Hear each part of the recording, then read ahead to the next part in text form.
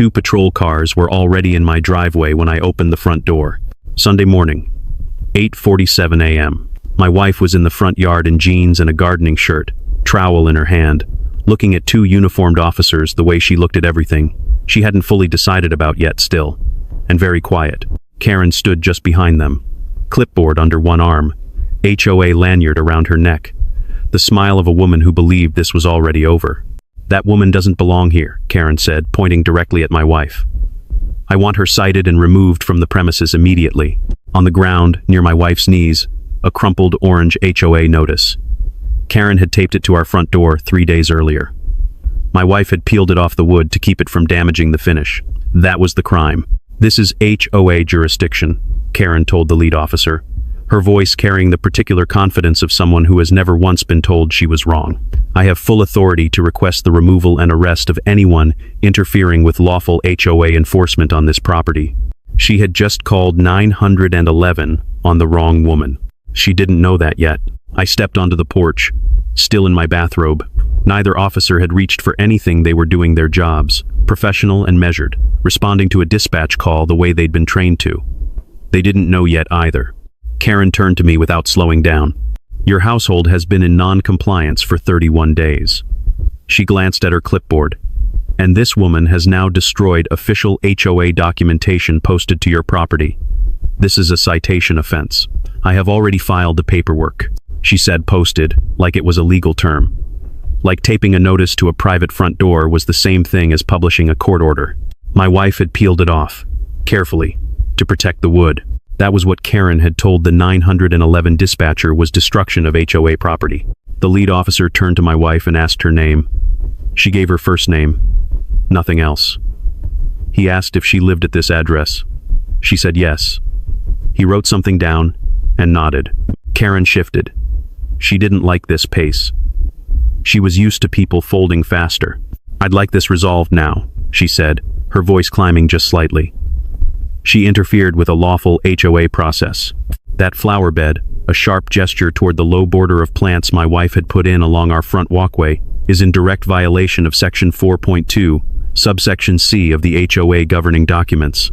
This household has had 31 days to comply. They have chosen not to. That is why we are here. I watched the officer with the notebook. He didn't write that down. I remember standing very still on that porch. Not because I was afraid, because there's a specific kind of patience that comes from knowing exactly how a situation ends. It doesn't feel like calm. Exactly. It feels more like watching someone walk with total confidence toward a door you know is locked, and choosing not to mention it. Not yet. My wife hadn't moved, trowel still in her hand. She was looking at the officer nearest to her with the same expression she'd worn since I'd opened the door, steady, patient, a little tired. Not afraid. She was not afraid at all. And if Karen had been paying closer attention, that alone should have told her something. Karen kept talking. Something about escalation procedures, community standards. What happened to homeowners who decided the rules didn't apply to them? She had a practiced rhythm to it. I would later learn this was not the first driveway she had stood in with officers behind her. It was in fact the 11th time in 3 years that Karen had called law enforcement to back up an HOA enforcement action in our neighborhood. Of the 10 calls before this one, none of the responding officers had ever been introduced to the woman Karen was now trying to have removed from a yard she had tended for 14 months. One of them was about to be.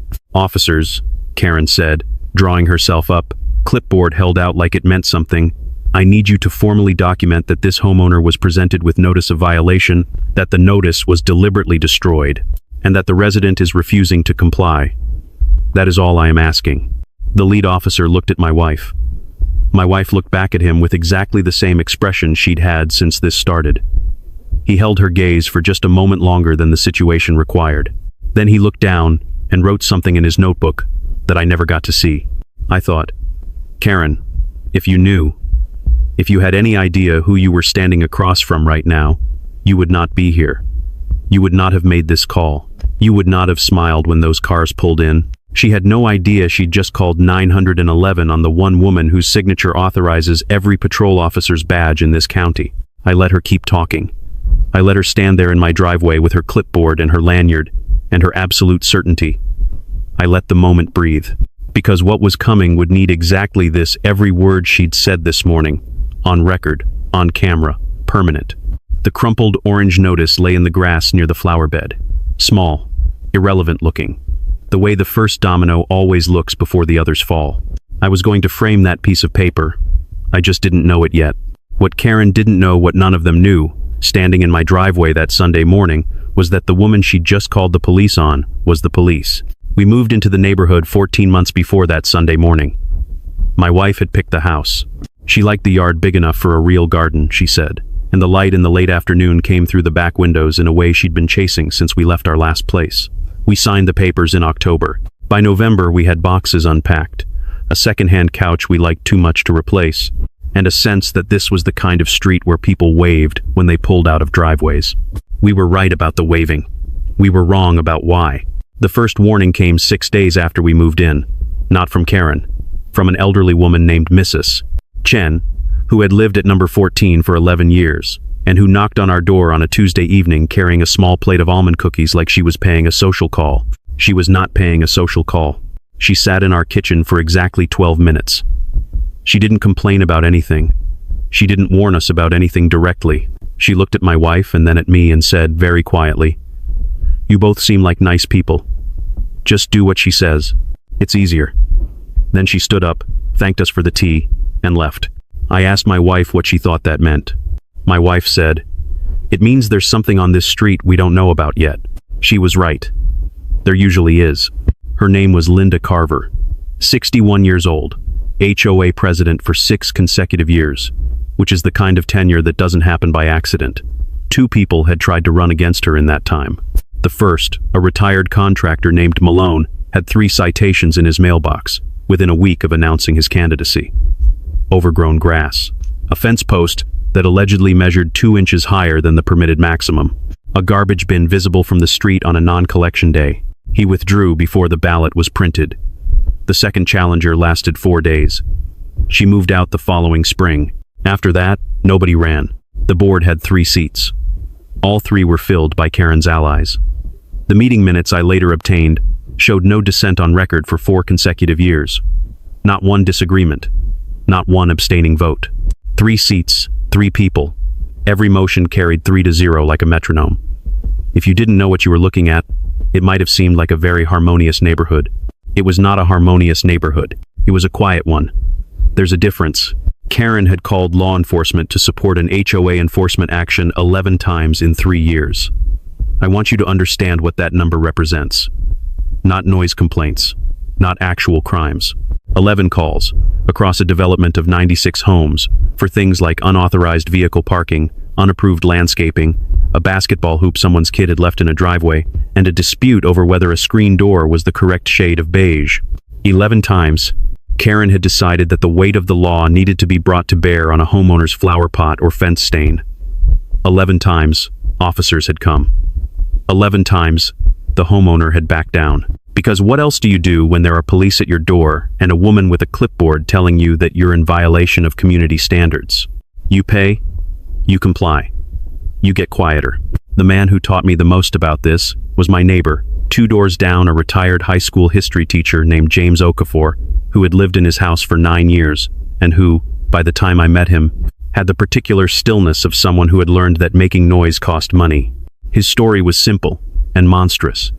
14 months before we arrived, Karen had cited him for his mailbox post. Not the mailbox itself, the post. Specifically, the color of the post, a shade of black that Karen determined, did not match the approved HOA palette. The approved color, according to the document Karen distributed, was called Midnight Standard. Okafor's post, she claimed, was closer to charcoal matte. They looked identical to me. They looked identical to everyone except Karen. The initial fine was $150. When he disputed it, a second fine was added for non-compliance. Then a third for failure to attend a mandatory compliance meeting he had not been notified of in time. By the time 8 months had passed, the fines, fees, and what Karen called administrative processing costs had totaled $3,400. He came within 2 payments of missing his mortgage. He paid all of it. Because the alternative, fighting it through a lawyer, would have cost more than the fines themselves. He kept the paperwork in a drawer in his kitchen. I know because he showed me. This is what Karen had built over 6 years. Not a neighborhood, but a system, a closed loop of fear and compliance in which the rules meant whatever Karen said they meant. The fines were whatever Karen said they were, and the only way out was to leave. 83% of the people on our street, when I eventually walked it door by door, told me some version of the same thing Mrs. Chen had said on that first Tuesday evening. Just do what she says. It's easier. My wife heard all of this and didn't say much. She rarely did when she was thinking. She worked long days county administration, is what we told people, which was true in the most literal sense of the phrase, and she was careful, always, about the line between her job and her private life. She valued that separation. She protected it. Nobody on the street knew what she actually did. Nobody knew yet.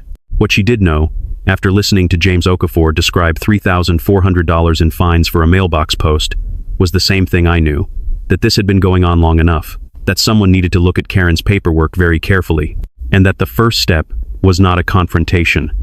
The first step was a folder. I went home and opened my laptop. It was a Thursday morning, 2 weeks after we moved in, when Karen came to the door. I heard the gate latch first. That precise little click of someone who knew exactly where it was and had used it before. I looked through the front window and saw her coming up the path in that particular walk clipboard at her side, measuring tape looped around her neck like a lanyard, the HOA badge sitting just below her collar. She wasn't rushing. She never rushed. Rushing would imply she wasn't certain of the outcome. I opened the door before she knocked. She looked at me the way people look at furniture they're about to rearrange. No greeting, no introduction. She had been president of this HOA for 6 years. She didn't need to introduce herself anymore. She simply held out a folded document and waited for me to take it. I took it. "Unapproved landscaping modification," she said, while I was still opening it. "The flower beds along your front walkway were installed without prior written HOA approval as required by the governing documents. The fine is $500. You have 30 days to remove the modification and restore the original ground cover." The notice was printed on HOA letterhead. It had a case number. It had Karen's signature at the bottom in blue ink, the kind of signature that had been applied to enough documents that it had become efficient, almost mechanical. I read the whole thing before I looked up. "Which section of the bylaws prohibits this?" I asked. She didn't hesitate. "Section 4.2, subsection C." She said it the way you say something you've said enough times that it has become its own kind of truth. No pause, no reference to the clipboard. Just the citation, delivered clean and flat, like a door closing. "I'll review that," I said. Something shifted in her expression. Just slightly. I would learn, over the following months, that Karen was accustomed to one of two reactions at this point in the conversation. Immediate compliance, or immediate argument. Compliance she preferred. Argument she was better at. What she was not prepared for, what apparently nobody on this street had ever given her, was the calm, flat, information-gathering response of someone who had decided nothing yet. She decided, I needed to understand the stakes more clearly. "Non-compliance triggers a daily fine of $75 beginning this Monday," she said. "After 30 days of continued non-compliance, I will file a lien against this property. After the lien, the HOA has the right to initiate foreclosure proceedings. I want to make sure you understand what that means." She paused there. For effect, I think. To let the word foreclosure sit in the air of my own doorway. I understood what it meant. I understood it the way James Okafor had understood it, and Mrs. Chen, and every other person on this street who had stood where I was standing and done the math and found that the cost of fighting was higher than the cost of paying. Karen had built her entire system on that math, on the reliable human instinct to calculate the path of least resistance and walk down it quickly, before anyone had time to ask whether there was another path at all. I said, "I appreciate the clarification." She looked at me for a moment. Then my wife appeared at my shoulder. Karen glanced at her one brief, flat look, the way you register a detail that isn't relevant to your current task, and then turned back to me. Only to me. For the rest of the conversation, she spoke as if my wife had not arrived, as if she were a piece of furniture that had entered the room. "I suggest you get your wife to undo what she's done before this gets expensive," Karen said. The flower beds were her project, I assume. It would be straightforward enough to restore the original ground cover. The fine can be waived if compliance is achieved within 10 days. I have done this for other homeowners. It's not personal. She said it's not personal the way people say it when they very much intend for it to be. Then she turned and went back down the path, through the gate, with the same efficient walk she'd arrived with. At the end of the front path, one hand on the gate latch, she turned back. "I've had lawyers on this street," she said. "Doctors, even a judge, 2 years ago, in the house on the corner. They all paid up." A brief pause. "You're no different." The gate clicked shut. I stood in the doorway for another moment, watching her cross back toward her car. Then I went inside, sat down at the kitchen table, and opened my laptop. The HOA's registered governing documents were filed with the county recorder's office. This is public information, anyone can request them. I had the full document in a browser tab inside 4 minutes. I read section 4.2 carefully, then subsection C. Section 4.2 governed modifications to common area structures. Subsection C addressed commercial use installations on properties with mixed zoning classifications. It said nothing about residential landscaping, nothing about flower beds, nothing about front walkways. The provision Karen had cited, with the calm authority of someone who had been citing it for years, did not say what Karen said it said. I read it a second time to be certain. Then I opened a new folder on my desktop. I typed the label slowly, like I was naming something that mattered. HOA. I saved the fine notice. I saved the screenshot of the actual section 4.2 text. I started a running document with today's date, Karen's name, and her exact words, section 4.2, subsection C written out verbatim, with the time of the visit noted underneath. My wife came in from the hallway, saw the screen, and stood behind me for a moment reading. "Do it the right way," she said quietly. "Get everything in writing." She had no idea yet what I was going to find. Or maybe she did, and she was just waiting for me to find it myself. I kept reading. I spent the following week walking the street, not to organize anything, not to recruit. I just knocked on doors in the early evening, introduced myself properly for the first time to people I'd only waved at from driveways, and asked a simple question. Had they ever had a problem with the HOA? The first 3 doors, people smiled politely and said everything was fine. The 4th door, a man named Gerald opened it, looked past me to check whether anyone was watching from the street, and then said, "How long do you have?" 14 homeowners talked to me in some detail over those 7 days. Most of them were careful voices kept low, eyes that moved to windows and front paths while they talked. They had all paid fines at some point. Some of them were still paying, on quiet installment plans they'd negotiated with Karen to avoid the threat of liens. They had all reached the same conclusion independently, arrived at it alone.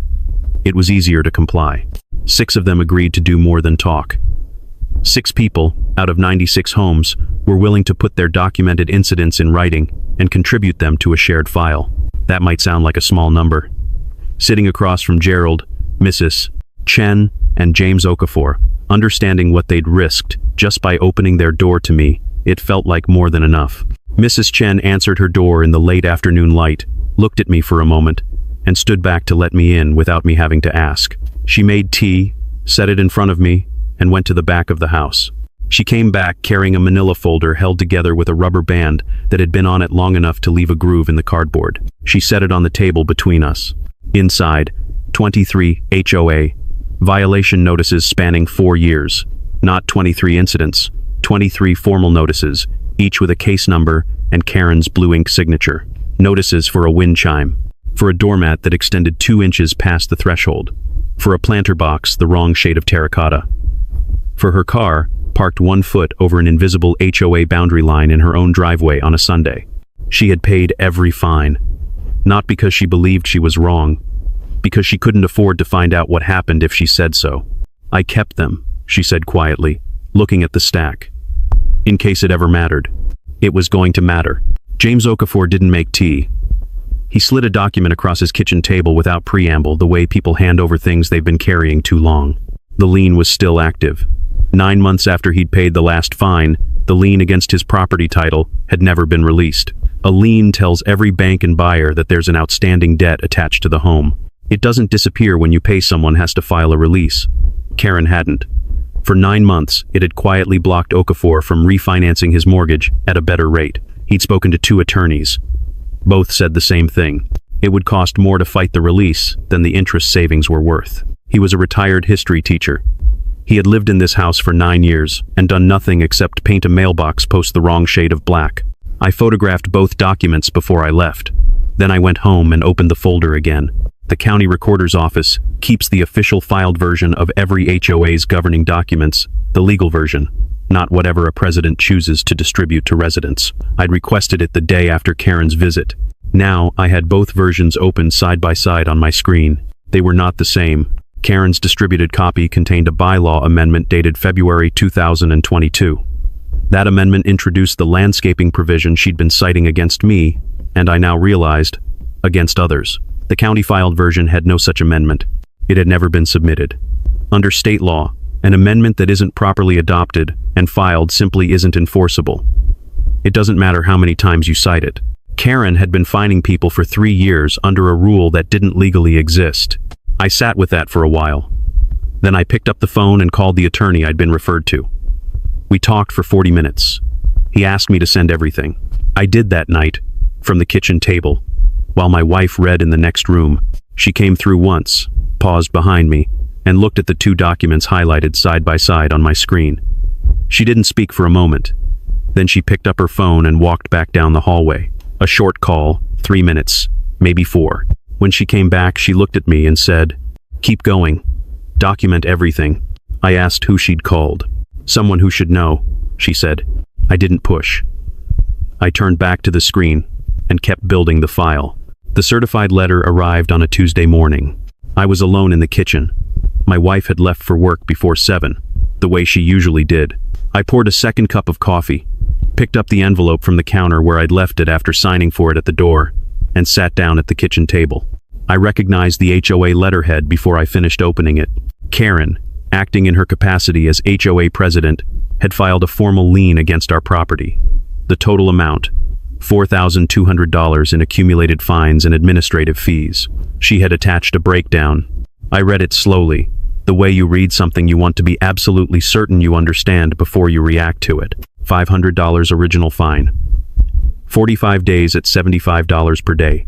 $3,375. A legal processing fee of $325. I added those numbers on the back of the envelope.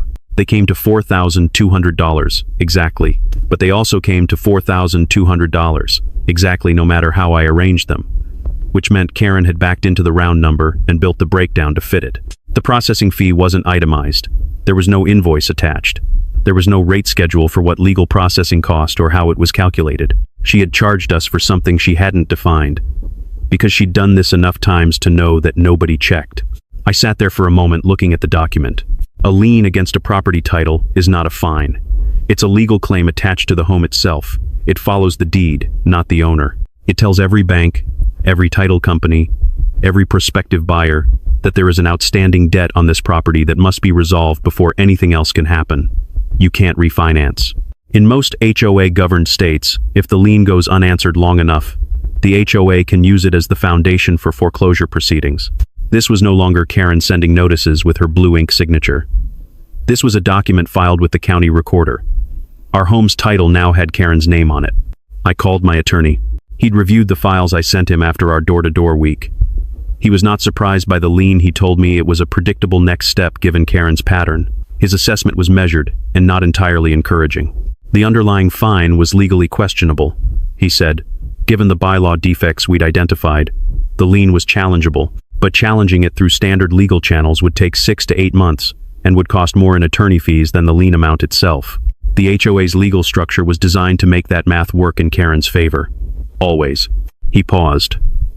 Then he said, "If you have any other leverage available to you, anything at all, now would be the time to think about using it." I said I'd think about it. What I thought was, not yet. I wanted Karen fully committed. I wanted every action documented on county record, in writing, with her name on it. I wanted her so certain of her own authority that she wouldn't think to look at who she was up against until the moment it was too late to look away. The lien was filed. It was permanent. It was on record. And every action Karen took from here forward would be on record alongside it. Not yet. That same afternoon, Karen sent a mass email to all 96 homeowners in the development. The subject line read, "OA enforcement policy and non-compliant homeowners." She didn't name us. She didn't need to. The email described the situation with enough specificity that anyone who'd heard about the Sunday morning patrol cars, and everyone had heard by then, knew exactly which household she was referring to.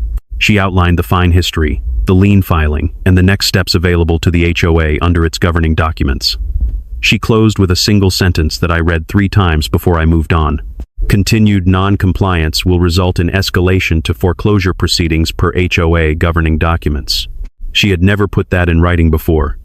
Not in an email to 96 households. Not with that finality. My phone lit up within 20 minutes of the email landing. 3 separate neighbors texting within the same window. Gerald said nothing, just forwarded it with a single question mark. Mrs. Chen wrote, "I got the email. Are you okay?" And a man 2 streets over someone I'd never met sent 4 words. "She's never done this before." He meant the foreclosure threat. In writing. Distributed to the entire community. I forwarded the email to my attorney. I added it to the folder. Then I forwarded it to 1 other person. I didn't write an explanation. I didn't need to. I just attached the email and sent it, and I put my phone face down on the table. I did not call Karen. I did not respond to her email. I did not send a letter, make a complaint, or post anything in the neighborhood group chat where several people were now responding to Karen's message with the careful, non-committal language of people who had learned not to leave fingerprints. I sat at the kitchen table and looked at the lien document for a long time. Then I put it in the folder, closed my laptop, and went to make dinner. Karen had just filed a lien on our home. She had threatened foreclosure in writing, distributed to every household on our street, on permanent digital record. But she'd also just made the second biggest mistake of her life. The first was calling the cops on my wife. The notice went out to all 96 homeowners on a Wednesday. Special enforcement meeting, that was the official title on the agenda. Thursday evening, 7 o'clock, community room at the end of Birchwood Court. Attendance strongly encouraged. The agenda item was listed as non-compliant homeowner escalation review and board vote. Karen had called these meetings before. Usually, 8 or 10 people showed up, mostly Karen's allies. The vote would happen, the motion would carry, and the non-compliant homeowner would receive a formal notice the following morning that made their options very clear. This time, 67 people came. The community room held 40. By 7 o'clock, there were people standing in the hallway, people leaning against the back wall, people pressed into the doorframe with their arms folded. Gerald was there. Mrs. Chen had taken a seat near the middle. James Okafor stood against the left wall with his hands in his pockets and his face completely still. Karen stood at the front of the room and looked out at the crowd and smiled. She thought they had come to watch her win. That was her first mistake of the evening. I arrived with my attorney, a quiet man named Pearson who carried a single leather briefcase and had the unhurried manner of someone who had sat in a great many rooms like this one and found none of them particularly intimidating. I had my manila folder. We took seats near the center of the room. My wife came in 3 minutes after we sat down. She was in street clothes, dark jeans, a plain navy jacket, hair pulled back. She scanned the room once, the same way she always scanned a room, quickly and completely. The way people do when reading a space is a professional habit, and then she took a seat in the front row, 1 chair from the end, and sat with her hands folded in her lap. No one in that room, except me, knew who she was. Karen hadn't looked up when my wife came in. She was arranging documents at the board table, speaking in low tones to her 2 allies, a man named Holt, who sold insurance and had served on the board for 4 years, and a woman named Patrice, who had seconded every motion Karen had ever made. Karen's collection attorney sat at the far end of the table with his briefcase open and his hands folded on top of it. At 7:03, Karen called the meeting to order. She was good at this. I'll give her that. She had the practiced confidence of someone who had run these meetings so many times they had become almost ceremonial, a formality before the outcome she had already determined. She presented the case against us in full, the flower beds, the violation notice, the fine history, the daily accumulation, the lien filing. She read the numbers cleanly. She cited section 4.2, subsection C, without hesitation. She showed a printed timeline on a single page and passed it to Holt and Patrice for the record. Then she paused, looked up at the room, and said, the household in question had 31 days to comply. They chose not to. They have had multiple opportunities to resolve this matter quietly. They have declined each one. What you're seeing tonight is the HOA doing exactly what it exists to do, protecting community standards on behalf of all 96 homeowners. She gestured at the crowd as she said it, including them, making them part of it. A few people shifted in their seats. Nobody spoke. Then Karen said, During the incident that precipitated the lien filing, the homeowner's wife was present in the yard and was uncooperative when officers arrived to document the violation. Her behavior was part of a pattern of deliberate non-compliance by this household. She still didn't know who she was describing. She said it the way she'd said everything else, cleanly, with authority, as a matter of record. From the front row, my wife said nothing. She sat with her hands folded and her face calm and watched Karen talk about her. Karen called for the vote. I move that the board authorize the HOA's collection attorney to initiate foreclosure proceedings against the non-compliant property at 44 Birchwood Court, pursuant to the lien filed on record with the county recorder. Holt seconded it. Patrice raised her hand. Karen raised hers. 3-0. She looked directly at me when she announced the result. Her expression was not triumphant exactly. It was something more settled than that. The look of someone confirming what they already knew. This, she said, is what happens when you ignore the HOA. Pearson stood up. He didn't raise his voice. He didn't gesture. He simply stood and said, in a tone that was perfectly even, I'd like to address some threshold legal questions before this matter proceeds to external action. The board should hear this before authorizing the collection attorney. Karen's jaw tightened. This is a board meeting, not a public forum. From somewhere in the back third of the room, I didn't see who spoke first. A voice said, let him talk. Then two more. Then several at once. Not shouting. Just people who had been quiet for 6 years, deciding, in that specific moment, to stop. Karen's hand moved toward her gavel. She looked at the crowd. She put her hand back down. Pearson waited until the room settled, then said, before this matter proceeds, the board must address a question about the validity of the fines underlying this lien. We have reason to believe the bylaw provision cited Section 4.2, subsection C does not exist in the registered governing documents filed with the county recorder. The room went very still. Karen's voice came back flat and hard. This isn't a courtroom. Pearson looked at her for a moment. No, he said, but it will be. No one spoke for 3 seconds. I counted. Holt turned his head slightly toward the door. Karen's collection attorney, at the far end of the table, had stopped writing. Then the door at the back of the room opened. 2 uniformed deputies came in. Karen saw them immediately.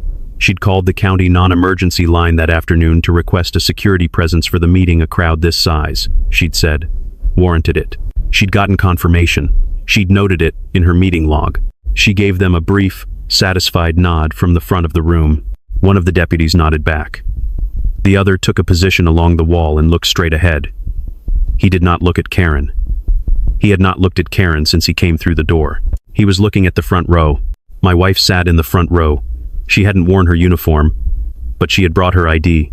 Pearson started where he'd left off. The room was still arranged the same way it had been when Karen called the vote. Karen and her board at the front table. Holt and Patrice on either side of her. The collection attorney at the far end. 67 people in a room built for 40. The 2 deputies along the back wall. My wife in the front row. Pearson stood and addressed the board the way he addressed every board, calmly, without theater, as though what he was about to say was simply information that needed to be in the room. He told them he had obtained the official HOA governing documents from the county recorder's office. He told them he had compared those documents with the version Karen had been distributing to residents. He told them that the bylaw provision, cited as the basis for every fine this household had received, Section 4.2, subsection C, as described by the HOA president, did not appear in the filed legal version of the governing documents. Karen interrupted before he finished the sentence. The governing documents are the documents I distribute, she said. I am the president of this HOA. I maintain the records. Pearson waited until she finished. The governing documents, he said, are the ones filed with the county recorder. Would you like to see them? She interrupted again, something about procedural order, about the vote having already been taken, about this being an enforcement meeting and not an appeal. She was still controlled, still authoritative, but there was something different in the rhythm of it now. She was talking faster than she needed to. Holt, to her left, had pushed his chair back approximately 3 inches from the table. I noticed it the way you notice small things when you've been watching someone carefully for a long time. He hadn't stood up. He hadn't said anything. He had just moved 3 inches toward the door and hoped nobody saw. I saw. From the front row, my wife stood up. She did it without announcement, just unfolded from the chair the way she did everything, with an economy of motion that didn't ask permission. She said, in a normal voice, I'd like to address the board. Karen's head turned. Her expression was the one she'd worn every time she'd dismissed a homeowner who hadn't understood how these meetings worked. We're not in an open comment period, Karen said. The deputy along the left wall, the one who had not looked at Karen since he came through the door, said one word. Mom. He said it quietly. He said it to Karen. He was not looking at Karen. The room felt it before it understood it. That particular quality of silence that comes when 67 people simultaneously sense that something has changed but can't yet name what. I watched a woman in the third row turn to the man beside her and then turn back without saying anything. I watched Patrice's hands go still on the table. Karen turned toward the deputy. Started to say something. He said it again. Ma'am. Same tone. Same direction. My wife walked to the table. She reached into the inside pocket of her navy jacket. She removed her wallet. She opened it, and she placed her county sheriff's badge and her official identification on the HOA meeting table, directly in front of Karen Carver. She didn't slam it. She placed it. Flat and clean and permanent, the way you set down something that has always been exactly what it is. The silence that followed was the kind that has weight. Karen looked at the badge. She looked at my wife. She looked at the two deputies along the wall. The deputies were looking at their boss. Not at Karen. Not at the board. Not at the crowd of 67 people who had filled a room built for 40. They were looking at the woman who had just set her credentials on the table, and their expressions were the careful, professional expressions of two officers who understood exactly what had just happened and were waiting to follow her lead. Karen's mouth opened slightly. She closed it. My wife spoke at normal volume, her hands clasped in front of her, her tone the same tone she'd used to say good morning to me for 14 months. My name is Sarah Mercer. I am the elected county sheriff of this county. The two officers standing along that wall are deputies under my command. She didn't gesture toward them. She didn't need to. On the Sunday morning 11 days ago, you placed a 911 call from this neighborhood that resulted in 2 patrol units being dispatched to my private residence. Those officers were directed, by you, to document a violation, remove me from my own yard, and place me under citation. She opened a second folder she'd been holding at her side. She didn't rush it. The body camera footage from that dispatch is now in the possession of the county attorney's office. She placed a single document on the table beside the badge. On that footage, you stated that you had, and I'm using your exact words, full authority to request the removal and arrest of anyone interfering with lawful HOA enforcement on this property. You described this as HOA jurisdiction. The county attorney is reviewing whether that 911 call constitutes misuse of emergency services under state statute. She set the document down and looked at Karen. Karen said nothing. At the far end of the table, the collection attorney very slowly closed the lid of his briefcase. Patrice, Karen's second board ally, the woman who had seconded every motion Karen had made in 4 years, stood up. She didn't say anything. She picked up her bag from the back of her chair. She walked to the door at the side of the room and went through it. The door swung shut behind her. The sound of it was very loud in the silence. 67 people watched her go. Pearson stepped forward. He set the county-filed HOA governing documents on the table, open to section 4.2. Then, beside it, he set Karen's distributed version, open to the same section. He set them side by side without speaking and let the room look. He waited 10 seconds. Then he placed a third document on the table. This is the bylaw amendment dated February 2022, he said. This is the amendment that introduced the landscaping provision cited against my client's household. This is the amendment that has been cited in fine notices distributed to residents of this development for 3 years. He placed one more sheet beside it, a printout from the county recorder's public filing system. This is the county recorder's filing record for this HOA's governing documents. The 2022 amendment does not appear. It was never submitted. Under state law, an unadopted, unfiled amendment is not enforceable. He stepped back. I looked at Karen. Her clipboard was still on the table in front of her. Her measuring tape was still around her neck. She was looking at the documents Pearson had laid out, and she had the expression of someone watching a structure they believed to be permanent demonstrate that it was not. I stood up. The lien filed against our property is derived entirely from fines based on a bylaw provision that does not exist in any legally filed HOA document, I said. We are requesting that the lien be formally vacated tonight, and we are requesting that the board review every fine issued under this amendment over the past 3 years. I sat back down. The room was quiet for a long time. In the third row, Mrs. Chen made a small sound, not a word, just a breath released after being held for too long. James Okafor, standing against the left wall with his hands in his pockets, straightened up slowly and stood at his full height for the first time since I'd known him. He didn't speak, he just stood. Gerald, somewhere near the back, said, "How many fines?" Nobody answered. Nobody needed to yet. At the board table, Holt Karen's first ally, the one who'd moved 3 inches toward the door, looked at the ceiling. Then he looked at the table. Then he said, to no one in particular, "I need to recuse myself from any further votes tonight." He said it to the surface of the table. Karen didn't look at him. She was still looking at the badge. It sat on the HOA meeting table, directly in front of her, beside her clipboard, beside her printed violation timeline, beside the measuring tape she'd worn to 100 of these meetings across 6 years of running this neighborhood like it was something she owned. County Sheriff's badge. Plain as anything. Right there on the table. She had called the police on the county sheriff. She had filed a lien on the county sheriff's home. She had stood in the county sheriff's driveway on a Sunday morning and told 2 of the county sheriff's own deputies to remove the county sheriff from the county sheriff's yard for peeling an HOA notice off her own front door.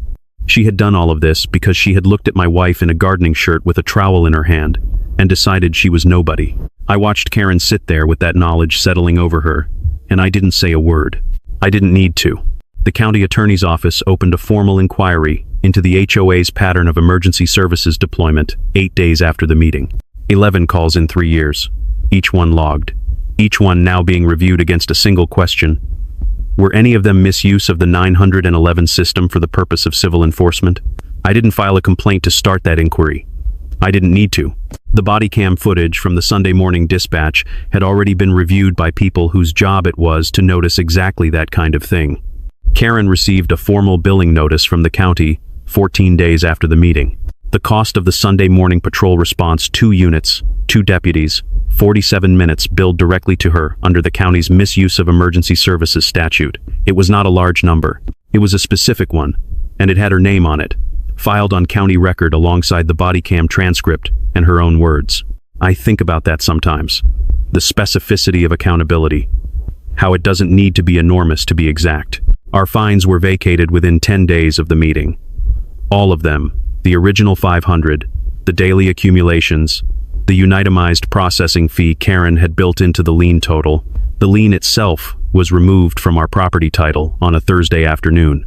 I know it was a Thursday because I was sitting at the kitchen table when my attorney called to confirm it, and I remember looking at the window and thinking that the light in the late afternoon came through exactly the way my wife had said it would when we first looked at this house. The HOA was required to cover our attorney fees, $3,200, paid within 30 days of a formal demand letter. The 2022 bylaw amendment, Karen's amendment, the one she had distributed as law for 3 years without ever filing it with the county, was declared invalid by the county court 4 weeks later, retroactively. Every fine issued under that amendment, to every homeowner in this development, was subject to review for potential refund. That was the sentence that got very quiet in a room of people who had been paying Karen's invented rules for 3 years. James Okafor came over on a Saturday morning. He sat at my kitchen table, the same table where I had opened Karen's certified letter 6 weeks earlier, and I watched him read the formal notice confirming that his lien had been vacated and that the interim HOA board had initiated a refund review for prior fines. He read it twice. Then he opened the kitchen drawer he'd brought with him, and he took out the original lien document, the one he'd kept for 9 months, the one he'd shown me the first week. I knocked on his door, and he fed it into my paper shredder 1 page at a time. He didn't say anything while he did it. Neither did I. Some moments don't need narration. The interim board had been formed within a week of the meeting. Karen did not file to run in the emergency election. Holt resigned before the ballot was printed. Patrice had not returned to the neighborhood since the night she walked out of the community room. 3 new board members were elected: James Okafor, Gerald from 4 doors down, and Mrs. Chen, who had kept 23 violation notices in a rubber-banded folder for 4 years, just in case it ever mattered. It mattered. I heard afterward that Mrs. Chen's first board meeting ran 40 minutes. The entire agenda was a review of fines issued under the invalidated 2022 amendment and a framework for processing refund requests. She called the meeting to order herself, sitting in the chair at the head of the table where Karen had sat for 6 years, and the first thing she did was ask for a motion to set the agenda. Someone seconded it. The vote was unanimous. 3-0. The right kind. I think about my wife through all of it. I think about how she handled every part of what happened from the Sunday morning in the yard with the trowel in her hand, to the front row of that meeting, to the moment she set her badge on the table and said her name in the same voice she used to say good morning to me. She never raised it. Not once. She never made it personal, never made it theatrical, never used her position as anything other than exactly what it was information Karen needed to have, delivered at the moment it would do the most good for the most people. I thought of something Karen had said at our front door in those early weeks. Standing at the gate on her way out, one hand on the latch. I've had lawyers on this street, doctors, even a judge, 2 years ago, in the house on the corner. They all paid up. I let that sit where it was. It didn't need anything added to it. The following Saturday was clear and cool. My wife was in the front yard in jeans and a gardening shirt, the same one she'd been wearing the morning the patrol cars came. I handed her the trowel. She was putting in a second row of plants along the border of the walkway, extending the flower bed that had started all of this, adding to it, making it larger. No patrol cars in the driveway, no clipboard at the gate, no orange notice taped to the front door. A kid from the end of the street rode past on a bicycle and waved at us, and kept going, and the street was quiet in a way it hadn't been in years. Not the quiet of 67 people staying careful, just quiet. I stood there in my own yard on my own property and felt the specific, ordinary satisfaction of a Saturday morning that belongs entirely to you. Inside, on the wall of my home office, there is a small frame. Dollar store, nothing special. Inside it, a crumpled orange HOA violation notice, the one Karen had taped to our front door 3 days before the Sunday she called the police. The one my wife had peeled off carefully to protect the wood. The one that was lying in the grass near the flower beds when the patrol cars arrived. Beside it, a photograph someone in the crowd took that night in the community room. You can see the HOA meeting table, Karen's clipboard, her printed violation timeline, and in the center of the frame, plain as anything, sitting on top of all of it, a county sheriff's badge. Some people frame their first dollar. I framed the paper that started a war they never should have fought.